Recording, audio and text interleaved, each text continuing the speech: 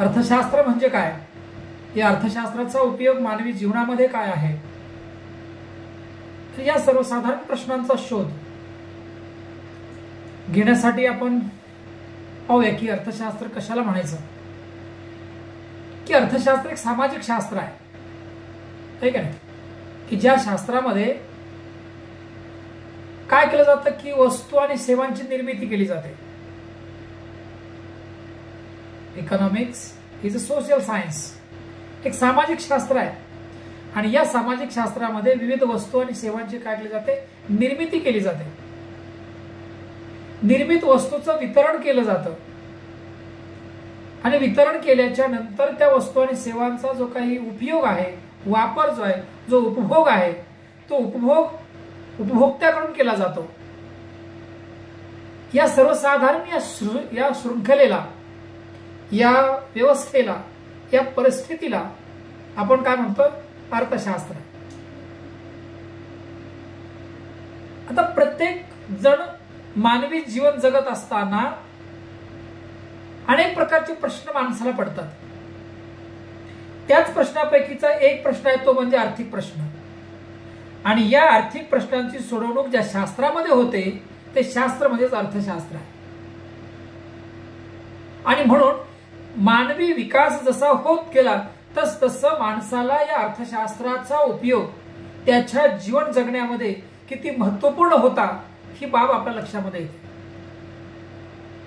आणि म्हणून दिवसेंदिवस या अर्थशास्त्राची जी व्याप्ती आहे ती व्याप्ती दिवसेंदिवस वाढत चाललेली आहे. या अर्थशास्त्राचा अभ्यास 2 पातळीवर केला जातो. त्याची जी काही व्याप्ती आहे, स्कोप ऑफ इकॉनॉमिक्स, याची व्याप्ती 2 पातळीवर केली जाते. एक म्हणजे सूक्ष्म पातळीवर आणि दुसऱ्या स्थूल पातळीवर.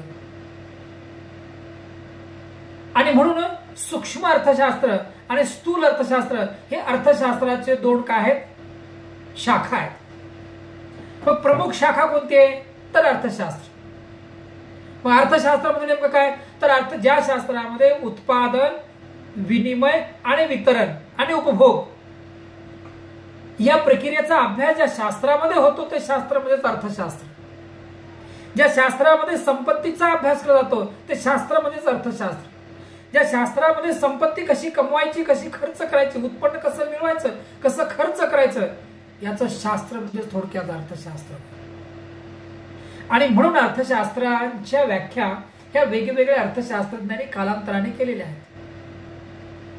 त्याच्यापैकीच एक व्याख्या कौटिल्याची की प्रजेची उपजीविका व्हावी म्हणून राजाने नवीन नवीन प्रदेश जिंकला पाहिजे आणि तो आपल्या ताब्यामध्ये ठेवला पाहिजे.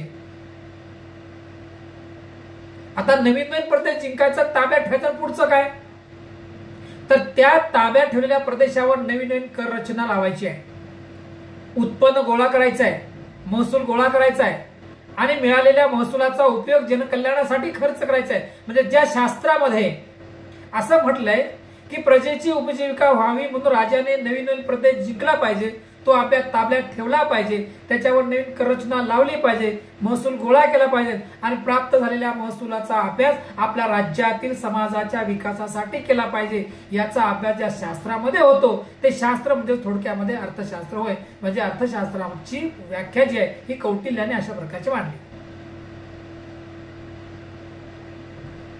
त्याच्यानंतर कालांतराने अनेक अर्थशास्त्रज्ञांनी आपले विचार प्रकट केले, परिस्थिती त्यांनी अनुभवली आणि अनुभवलेल्या परिस्थितीवर त्यांनी आपले भाष्य केले, त्या परिस्थितीची परिभाषा केली. त्यालाच आपण अर्थशास्त्राच्या व्याख्या असं म्हणतो. त्याच्यामध्ये मग रॉबिन स्मिथ असेल, ॲडम स्मिथ असेल, रॉबिन्सन असेल, वेगवेगळ्या अर्थशास्त्रज्ञांनी व्याख्या केलेल्या आहेत.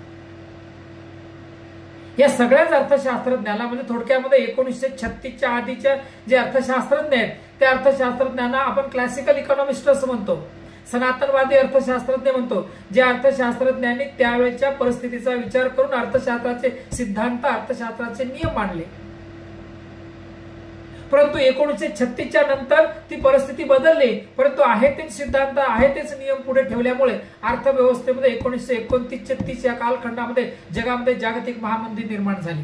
आणि जागतिक महामंदीच्या प्रश्नांचं उत्तर या 1936च्या क्लासिकल इकॉनॉमिक्स मध्ये सापडत नाही. म्हणून 1936 मध्ये J.M. केन्स नावाच्या अर्थशास्त्रज्ञाने 1936 मध्ये ग्रंथ लिहिला the general theory of employment आणि मनी इंटरेस्ट नावाचा ग्रंथ लिहिला आणि त्या ग्रंथामध्ये त्यांनी दाखवून दिलं की जगामध्ये 1929-30 मध्ये जी जागतिक महामंदी आली, या जागतिक महामंदीचं खरं कारण काय आहे. म्हणजे अर्थशास्त्रामध्ये सुरुवातीला सूक्ष्म अर्थशास्त्राचाच अभ्यास केला जात होता, स्थूल अर्थशास्त्राचा अभ्यास केला जात नव्हता. परंतु केन्सने पुढे या स्थूल अर्थशास्त्राला महत्व प्राप्त करून दिलं, म्हणून केन्सला मॉडर्न इकॉनॉमिक्सचे फादर म्हणजे आधुनिक स्थूल अर्थशास्त्राचे जनक जर कोणाला म्हटलं जातं तर त्या जेम केन्सला असं म्हटलं जातं. म्हणजे आधुनिक स्थूल अर्थशास्त्राचे जनक जेम केन्स. तर मग अर्थशास्त्राचे जनक कोण आहेत? कौटिल्याच्या पूर्वी अर्थशास्त्र कसं होतं? एक राज्यकारभार कसा चालावा यासाठीच एकत्रित अभ्यास केला जायचा, पण स्वतंत्र असा अभ्यास त्याच्यामध्ये केला जात नव्हता. परंतु ऍडम स्मिथ नावाच्या अर्थशास्त्रज्ञाने हे राज्यशास्त्र अर्थशास्त्रापासून काय केलं? वेगळं केलं. म्हणजे राज्यशास्त्राचा अभ्यास स्वतंत्र आणि अर्थशास्त्राचा अभ्यास स्वतंत्र, म्हणून ऍडम स्मिथला अर्थशास्त्राचे जनक असं म्हटलं जातं. आणि जे एम केन्सला आधुनिक स्थूल अर्थशास्त्राचे जनक असं म्हटलं जातं. तर मग हे अर्थशास्त्र आहे, हे कशाचा अभ्यास करतं?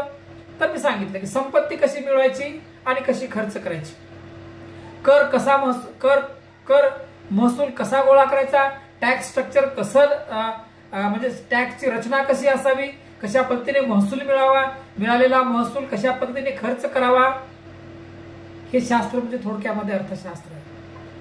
म्हणजे मानवी जीवन जगत असताना माणसाला अनेक प्रश्न पडतात आणि त्या प्रत्येक प्रश्नांची सोडवणूक म्हणजे अनेक प्रश्नांपैकी एक आर्थिक प्रश्न आहे आणि या आर्थिक प्रश्नांची सोडवणूक ज्या शास्त्रामध्ये होते ते शास्त्र म्हणजे थोडक्यामध्ये काय? तर मी असं सांगितलं की मानवी जीवन जगत असताना माणसाला प्रश्न पडतात. कोणते प्रश्न पडतात? माणसाच्या गरजा कशा आहेत? अनलिमिटेड आहेत. कितीही गरजा पूर्ण जरी झाल्या, एक गरज पूर्ण जरी झाली तरी माणसाची नवीन गरज तयार होते. म्हणजे सातत्याने नवीन नवीन गरजा परत परत निर्माण होतात. बरोबर? म्हणजे आर्थिक प्रश्न हा तयारच होतो. अनंत गरजा असतात. माणसाच्या गरजा कशा? अनलिमिटेड आहेत, अमर्याद गरजा आहेत. परंतु अमर्याद गरजांची पूर्तता करण्यासाठी त्या व्यक्तीकडे साधनं किती आहेत? गरज तर माणसाची कधीच पूर्ण होत नाही. ही गरज संपली की लगेच दुसरी गरज निर्माण होते, दुसरी गरज संपली की लगेच तिसरी गरज निर्माण होते, तिसरी गरज संपली की परत चौथी गरज निर्माण होते. म्हणजे बोन्स ऑफ वॉन्ट्स, गरजांचा पुंजका आहे, तो कधीही पूर्ण होत नाही. परंतु ह्या अमर्याद असणाऱ्या गरजा पूर्ण करणारी जी उपलब्ध संसाधनं आहेत ती किती आहेत? तर ते लिमिटेड आहेत. मग आता प्रश्न काय पडतो की लिमिटेड साधनामधून अनलिमिटेड गरजा कशा पूर्ण करायच्या, असा प्रश्न जेव्हा माणसाला पुढे पडतो तो प्रश्न असतो आर्थिक प्रश्न. बरोबर? मग आता या आर्थिक प्रश्नाची सोडवणूक कशी करायची? तर आर्थिक प्रश्नांची सोडवणूक करण्यासाठी एक तंत्र आहे. काय तंत्र आहे? अमर्याद गरजा आणि मर्यादित साधने यांचा मेळ घालण्याच्या दृष्टीने करण्यात येणारा मानवी प्रयत्न म्हणजेच अर्थशास्त्र होय. आता जर मेळ कसा घालायचा? गरजा सगळ्याच महत्वाच्या असतात, नाही अशातली गोष्ट आहे, आणि कोणतीच गरज कधीच पूर्ण होत नाही, हे पण महत्वाचं आहे. पण आपल्याकडे ज्या आत्ताच्या गरजा आहेत, ह्या गरजांपैकी सर्वात महत्वाची गरज कोणती आहे की जी आधी पूर्ण होणं गरजेची आहे? ती गरज आधी पूर्ण झाली पाहिजे. आणि म्हणून त्यासाठी या संसाधनाचा वापर करायचा, मर्यादित संसाधनाचा. मग कुठेतरी प्रश्न सुटतो. म्हणजे आर्थिक प्रश्नांची सोडवणूक करण्यासाठी कोणत्या शास्त्राचा उपयोग होतो? अर्थशास्त्राचा उपयोग होतो. शिवाय हे अर्थशास्त्र जे आहे काय करतं? तर वस्तू आणि सेवांची निर्मिती करते. ती निर्मिती कशी करायची, कुठे करायची, केव्हा करायची, म्हणजे कोणत्या वस्तूचं उत्पादन करायचं, किती करायचं, केव्हा करायचं, झालेलं उत्पादन मार्केटमध्ये केव्हा विकायचं, कोणत्या किमतीला विकायचं, प्रोडक्शन कॉस्टचा विचार काय, तो प्राप्ती किती आहे, या सगळ्या गोष्टीचा विचार आपल्याला करूनच वस्तू आणि सेवांची निर्मिती करावी लागते. बरोबर? म्हणजे या शास्त्रामध्ये मानवी वर्तणुकीचा अभ्यास केला जातो. म्हणजे माणूस वेगवेगळ्या परिस्थितीमध्ये कसा वागतो याचा अभ्यास या शास्त्रामध्ये आहे. आर्थिक घटकांचं वर्तन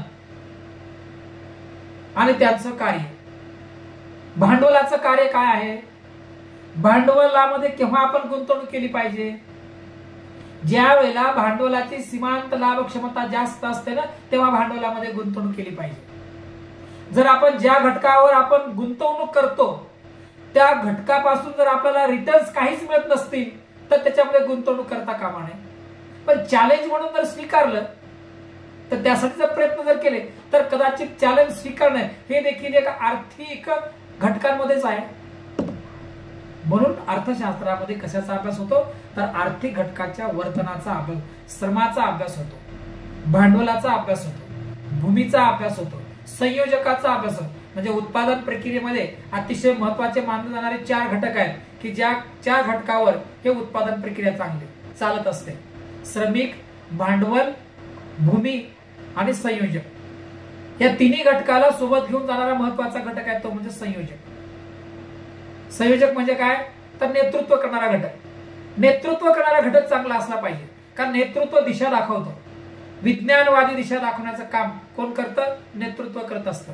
कारण की त्या नेतृत्वावरच हे 3 घटक अवलंबून आहेत आणि त्या 3 घटकाला सोबत घेऊन हा संयोजक आर्थिक विकासाच्या प्रक्रिया, देशाच्या विकासाच्या प्रक्रिया राबवत असतो. म्हणून या शास्त्रामध्ये आर्थिक घटकाचं वर्तन केलं जातं, त्याच्यामधला परस्पर संबंधचा अभ्यास केला जातो आणि अर्थव्यवस्था कशा प्रकारे कार्यरत होते याचा अभ्यास ज्या शास्त्रामध्ये होतो ते शास्त्र म्हणजे थोडक्यामध्ये काय आहे? अर्थशास्त्र आहे. आता त्याचबरोबर दुसरी गोष्ट आपल्याला सांगता येते की अर्थशास्त्र कसं आहे? एक सामाजिक शास्त्र आहे. आता शास्त्र म्हटल्यानंतर त्याला प्रयोगशाळा लागते. तर अर्थशास्त्राला प्रयोगशाळा आहे काय? जे society our laboratories. He society काय? हा समाज काय? या अर्थशास्त्राची प्रयोगशाळा आहे. समाजामध्ये निर्माण होणारे विविध प्रकारचे आर्थिक प्रश्न, समाजामध्ये वेगवेगळे घटक कशा पद्धतीने वागतात, याच्या सगळ्याचा वर्तनाचा अभ्यास करून अर्थशास्त्रामध्ये काही अंदाज, काही संकेत, काही सिद्धांत तयार होतात, जेणेकरून त्या घटकांना हवं ते मिळवता आलं पाहिजे यासाठीचा प्रयत्न या अर्थशास्त्रामध्ये होतो. म्हणून अर्थशास्त्र हे काय? एक सामाजिक शास्त्र आहे. अर्थशास्त्रामध्ये आर्थिक घटकांच्या वर्तणुकीचा अभ्यास केला जातो. शिवाय अर्थशास्त्रामध्ये दुर्मिळ संसाधनाचा वापर केला जातो. आता दुर्मिळ संसाधन कोणते आहेत? की अर्थशास्त्रामध्ये दुर्मिळ संसाधन पैसा म्हणजे भांडवल, जमीन, श्रम याचा वापर कसा केला जातो याचाही अभ्यास या ठिकाणी केला जातो. आता श्रमाचा विचार केला तर म्हणजे श्रम कोणते? तर श्रम महत्वाचा काय? श्रमिक महत्वाचा आहे. हा एक महत्वाचा मुद्दा आहे. मग श्रमिकाला वेतन केव्हा दिलं जातं? श्रमिकांमध्ये जी वेतन भिन्नता असते तिचे कारण काय? बरं, शेतीची उत्पादकता वाढवण्यासाठी कोणते प्रयत्न केले पाहिजे? भांडवल मिळवण्यासाठी कोणते प्रयत्न केले पाहिजे? संयोजकाचा उपयोग केव्हा आहे? संयोजकाने कोणते चॅलेंज स्वीकारले पाहिजे? या सगळ्या गोष्टीचा अभ्यास या अर्थशास्त्रामध्ये होतो. म्हणून अर्थशास्त्र हा शब्द जो आहे आपण त्याला इकॉनॉमिक्स असं म्हणतो. तर इकॉनॉमिक्स हा जो शब्द आहे हा शब्द इकॉनॉमिया काय? इकॉनॉमिक्स हा शब्द इकॉनॉमिया या ग्रीक शब्दापासून बनलाय. त्याचाच अर्थ होतो घरगुती व्यवस्थापन, होम मॅनेजमेंट. म्हणजे थोडक्यामध्ये होम मॅनेजमेंट म्हणजे इकॉनॉमिया आणि इकॉनॉमिया म्हणजे पुढे आलं अर्थशास्त्र. बरं, इथपर्यंत कळलं अर्थशास्त्र म्हणजे काय? तर आता हे अर्थशास्त्र 2 भागामध्ये याचा अभ्यास होतो. म्हणजे अर्थशास्त्राचा उपयोग काय? तर समाजामध्ये निर्माण होणारे विविध प्रकारचे आर्थिक प्रश्न आणि त्याची सोडवणूक या शास्त्राच्या माध्यमातून केली जाते. हा या शास्त्राचा उपयोग आहे. बरं, या शास्त्रामध्ये छोट्या गोष्टीपासून ते मोठ्या गोष्टीपर्यंत चा अभ्यास या शास्त्रामध्ये होतो. म्हणून याची व्याप्ती ही 2 घटकांनी सिद्ध होते.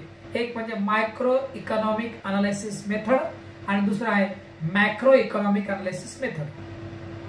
म्हणजे स्थूल विश्लेषण पद्धती आणि सूक्ष्म विश्लेषण पद्धती. अर्थव्यवस्थेचा आता हे झालं अर्थशास्त्र. बरं, मग अर्थव्यवस्था म्हणजे नेमके काय? तर देशामध्ये जी उत्पादन प्रक्रिया चालते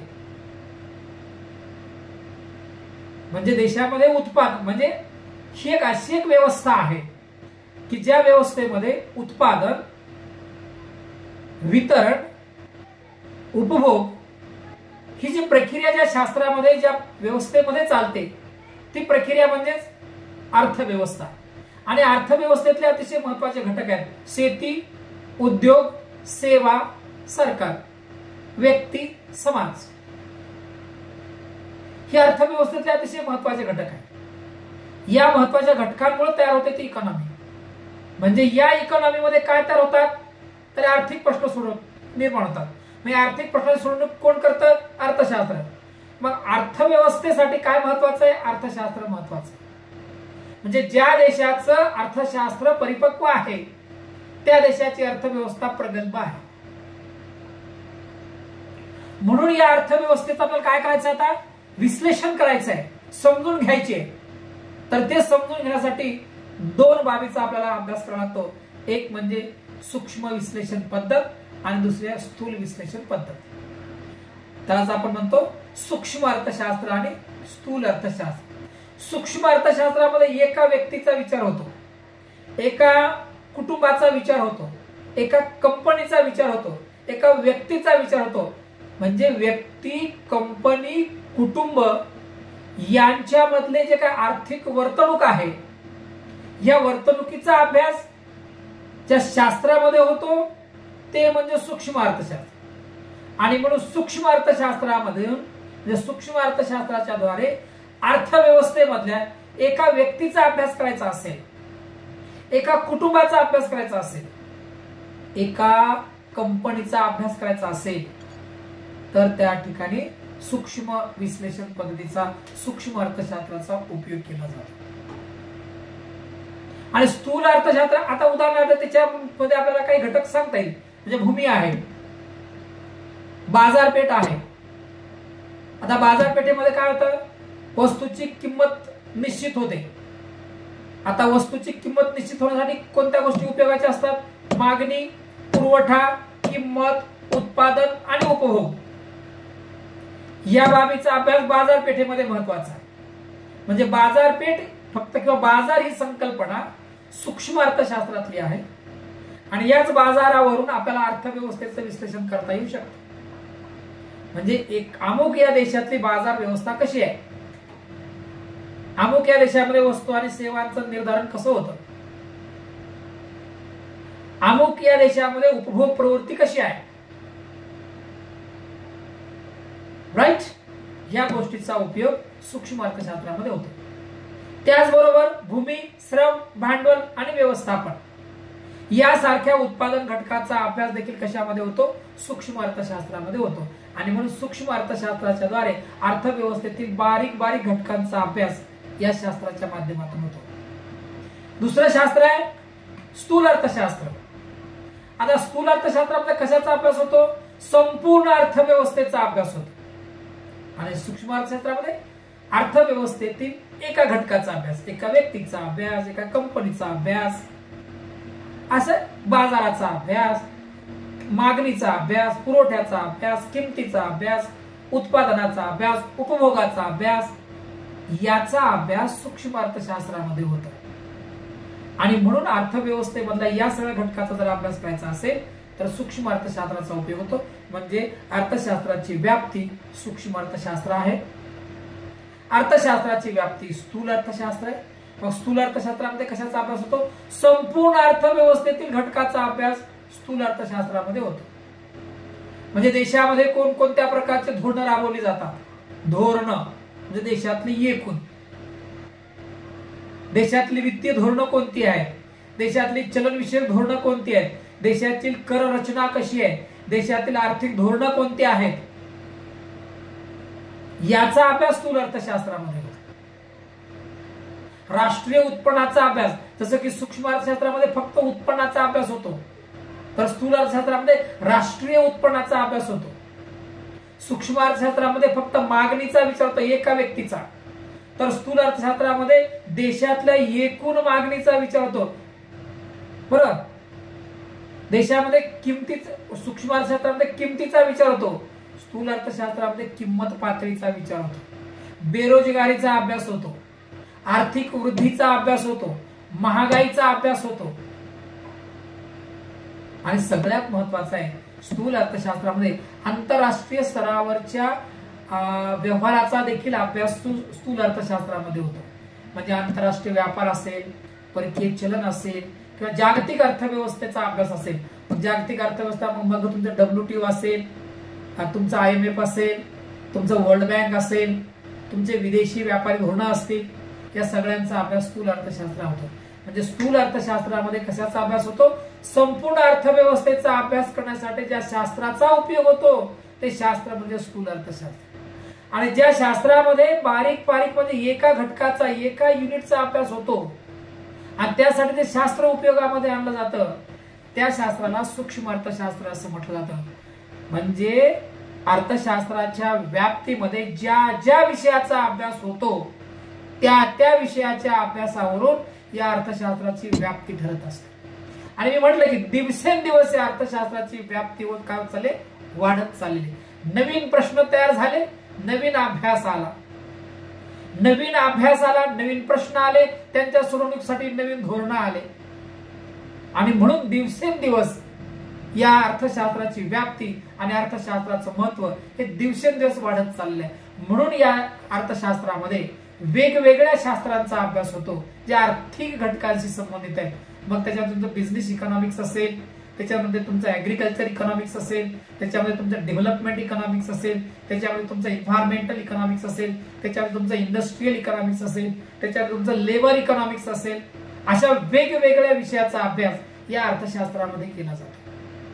आणि या सगळ्यावरून देशाची अर्थव्यवस्था कशी आहे या शास्त्रातल्या अभ्यासावरून किंवा या शास्त्रामध्ये जे धोरणं आहेत, ज्या नीती आहेत, जे सिद्धांत आहेत, ते कशा पद्धतीने अर्थव्यवस्थेमध्ये कार्यान्वित होतात यावरून त्या देशाची अर्थव्यवस्था आपल्या विचारामध्ये म्हणजे आपल्या लक्षामध्ये येते.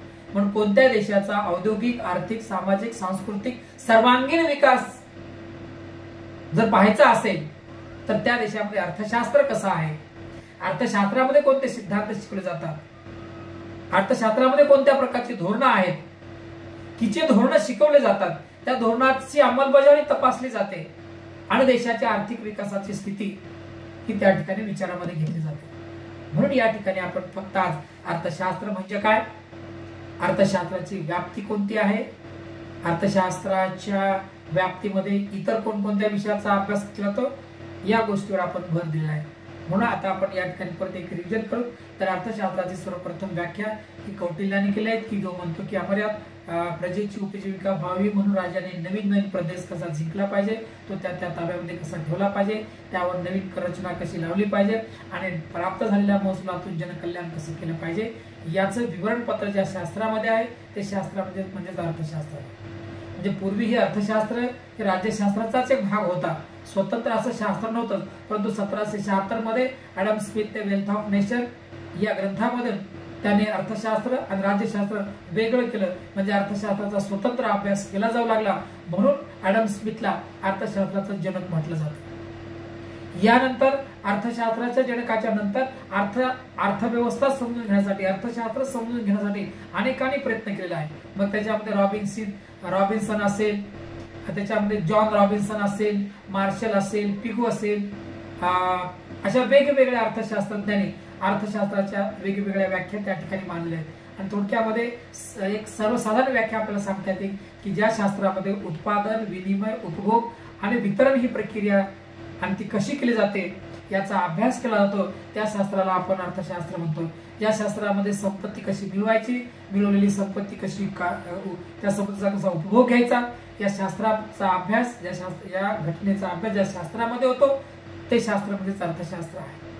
आता हे अर्थशास्त्र आणि या अर्थशास्त्राच्या द्वारे अर्थव्यवस्थेचं आपल्याला विश्लेषण करता येतं. म्हणून अर्थव्यवस्था म्हणजे काय आपण हे पाहिलं की एक अशा प्रकारची एक व्यवस्था आहे की ज्या व्यवस्थेमध्ये उत्पादन, वितरण, विभाजन आणि उपभोग ही व्यवस्था कार्यान्वित होते. आणि यासाठी अर्थव्यवस्थेमध्ये कृषी, उद्योग, सेवा, सरकार व्यक्ती यांचा समावेश होतो, यांच्या समाजासाठी ही व्यवस्था चालवली जाते, यावरून त्या देशाची स्थिती कळते, आर्थिक स्थिती कळते. आपण त्याला थोडक्यामध्ये अर्थव्यवस्था असं म्हणतो. मग या अर्थव्यवस्थेचं विश्लेषण करण्यासाठी या अर्थशास्त्राचा उपयोग काय? म्हणून अर्थशास्त्राचा उपयोग हा आहे की या अर्थशास्त्राचे जे काही सिद्धांत आहेत, ज्या धोरणं आहेत, याचा अभ्यास या अर्थव्यवस्था व्यवस्थितपणे सुरळीतपणे चालवण्यासाठी होऊ शकतो. म्हणून म्हटलं की ज्या देशाचं अर्थशास्त्र चांगलं आहे त्या देशाची अर्थव्यवस्था नक्कीच चांगली आहे. आणि म्हणून अर्थशास्त्र हा जो शब्द आहे, तो शब्द म्हणजे इकॉनॉमिक्स हा शब्द आहे, तो इकॉनॉमिया या ग्रीक शब्दापासून आलेला आहे. त्याचाच अर्थ होतो होम मॅनेजमेंट, होम सायन्स. आपण ज्याला म्हणतो गृह प्रबंधनाचं शास्त्र, म्हणजे गृह प्रबंधनाच्या शास्त्रावरून इकॉनॉमिया शब्द म्हणजे होम सायन्स, इकॉनॉमिया आणि इकॉनॉमिक्स अशा प्रकारे ग्रीक शब्दापासून या अर्थशास्त्राची निर्मिती झालेली आहे. आणि या अर्थशास्त्राच्या व्याप्तीमध्ये मग दोन भाग मी तुम्हाला सांगितलं की अर्थव्यवस्थेचं विश्लेषण करण्यासाठी दोन शास्त्राचा उपयोग होतो. एक म्हणजे सूक्ष्म अर्थशास्त्र आणि दुसरा आहे स्थूल अर्थशास्त्र. सूक्ष्म अर्थशास्त्राच्या द्वारे म्हणजे सूक्ष्म अर्थशास्त्रातील घटकाच्या द्वारे अर्थव्यवस्थेतले त्या बाबीचे विश्लेषण केलं जाते. म्हणजे सूक्ष्म अर्थशास्त्रामध्ये एका घटकाचा विचार होतो, एका व्यक्तीचा विचार होतो. तसं स्थूल अर्थशास्त्रामध्ये होत नाही. स्थूल अर्थशास्त्रामध्ये अर्थव्यवस्थेच्या सर्वांगीण परिस्थितीचा विचार केला जातो आणि अर्थव्यवस्थेचं विश्लेषण केलं जातं. ते शास्त्र म्हणजेच आहे आपलं स्थूल अर्थशास्त्र. आणि म्हणून या अर्थशास्त्रामध्ये एका घटकाचा विचार केला जात नाही तर सगळ्या घटकाचा विचार केला जातो. जसं की जंगलातले सगळे झाडांचा अभ्यास ज्या शास्त्रामध्ये होतो ते स्थूल अर्थशास्त्र, आणि त्या जंगलातील एका घटकाचा अभ्यास होतो ते सूक्ष्म अर्थशास्त्र. परंतु संपूर्ण अर्थव्यवस्थेचा अभ्यास करण्यासाठी एका घटकाचा अभ्यास करून चालत नाही, तर त्यासाठी सगळ्याच घटकाचा आपल्याला अभ्यास करावा लागतो. एका व्यक्तीवरून सगळ्या व्यक्तीचा आपल्याला इव्हॅल्युएशन नाही करता येत, पण सरासरी सगळ्या व्यक्तीचा विचार जर केला तर आपल्याला बहुतांशी घटकांचं विश्लेषण आपल्याला करता येणं शक्य होऊ शकतं. म्हणून स्थूल अर्थशास्त्र आणि सूक्ष्म अर्थशास्त्र याद्वारे अर्थव्यवस्थेचं विश्लेषण केलं जातं. म्हणजे हे दोन शास्त्र ही अर्थव्यवस्थेची व्याप्ती आहे. आणि म्हणून मी शेवटचं सांगितलं की या शास्त्रामध्ये अनेक विषयाचा अभ्यास केला जातो आणि अनेक विषयाच्या अभ्यासातून अर्थव्यवस्था ही पुढे मार्गक्रमण करत असते. म्हणून या अर्थशास्त्रामध्ये अनेक प्रकारच्या शास्त्राचा अभ्यास केला जातो. म्हणून त्याच्यामध्ये मी तुम्हाला सांगितलं की बिझनेस इकॉनॉमिक्स असेल, ऍग्रिकल्चर इकॉनॉमिक्स असेल, इंडस्ट्रियल इकॉनॉमिक्स असेल, डेव्हलपमेंट इकॉनॉमिक्स असेल, एन्व्हायरमेंटल इकॉनॉमिक्स असेल, जिओग्राफिकल इकॉनॉमिक्स असेल, अशा वेगवेगळ्या विषयाचा अभ्यास या अर्थशास्त्रामध्ये केला जातो. तर आपण या ठिकाणी थांबूया. आज आपण एवढंच पाहिलं की अर्थशास्त्र म्हणजे काय, अर्थशास्त्राच्या शाखा कोणत्या आहेत आणि अर्थशास्त्राचा उपयोग अर्थव्यवस्थेसाठी काय आहे. म्हणून पाहिले की कुठल्याही व्यक्तीच्या जीवनामध्ये आर्थिक प्रश्न जर निर्माण झाले तर त्या प्रश्नाची सोडवणूक करण्यासाठी अर्थशास्त्र उपयोगामध्ये पडणार आहे. म्हणून दिवसेंदिवस अर्थशास्त्राची व्याप्ती वाढत चाललेली आहे हे आपल्याला स्पष्ट करतात. दुसऱ्या लेक्चरमध्ये आपण पुढील नवीन मुद्द्यांवर आपण चर्चा करूया. तोपर्यंत या ठिकाणी थांबूया. जय हिंद.